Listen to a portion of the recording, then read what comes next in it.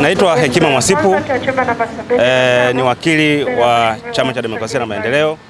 Itakumbuka kwamba leo kuna maombi namba 2585 ambayo yaliletwa na waleta maombi na aliyekuwa makamu mwenyekiti wa chama Zanzibar.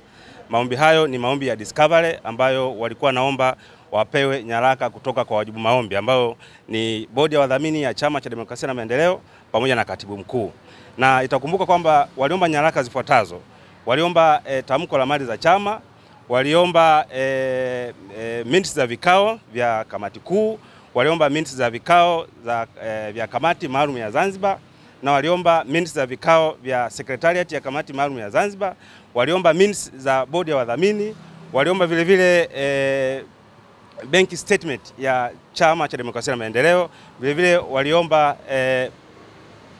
waliomba nyaraka ambazo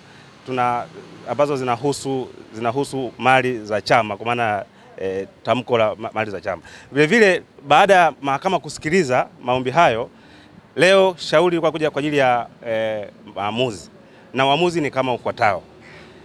Mahakama imetoa amri kwamba nyaraka zifuatazo ndio ambazo wajibu maombi wanatakiwa kupeleka mahakamani au vile vile kuwapa waleta maombi.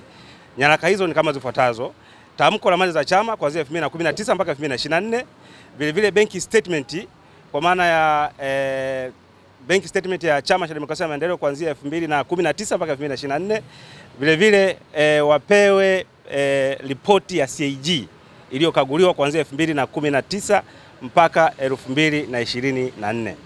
Na shauri hili limepangwa kuja kusikilizwa tarehe 30 mwezi wa 10 mwaka 2025. Hayo ndio yaliyojiri leo hapa mahakamani.